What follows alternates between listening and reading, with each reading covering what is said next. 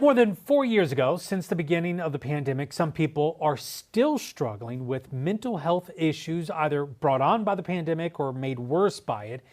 Data from a KFF CNN survey shows 90% of U.S. adults believe the country is now facing a mental health crisis. Our Jeff Allen spoke with a local pastor who says his own loss and lingering personal struggles from the pandemic have now inspired him to help others who may be facing their own challenges. Preparing to speak in front of a group. Welcome. Thank you very much. A frightening scenario for many people, but not Rico Sharp. I'm past the stage of nervousness after doing this for 33 years. He's worked as a pastor and motivational speaker for decades. You can hear it in his voice. Life will knock you flat down on your back. But if life knocks you down on your back, if you can look up, you can get up. His message today to these Florida Technical College students: To really help them to understand very enthusiastically and passionately just how vitally important every moment is. That's the thing that matters the most to me.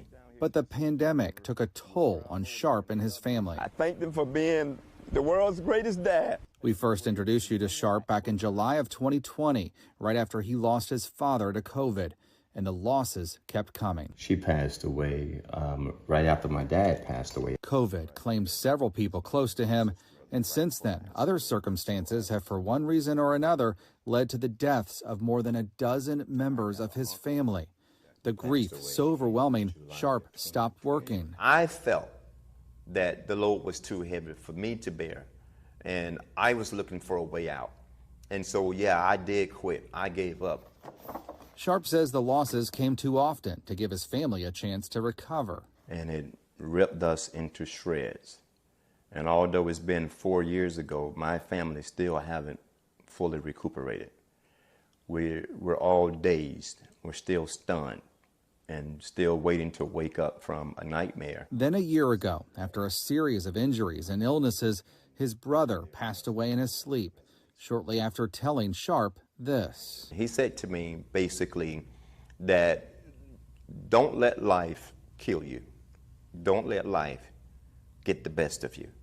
He was someone that life beat up very, very brutally, to the point where he died of a broken heart. Sharp says after that, he became determined to prevent others from suffering the same fate. When he died, in the conversation that we had, it gave me the replenishing of strength and the replenishing of passion to get back out there and to not give up on the world, but to use what happened to him as my motivation to inspire others to win in life. Sharp now volunteers his time to speak to people, here to students at Jones High School in Orlando.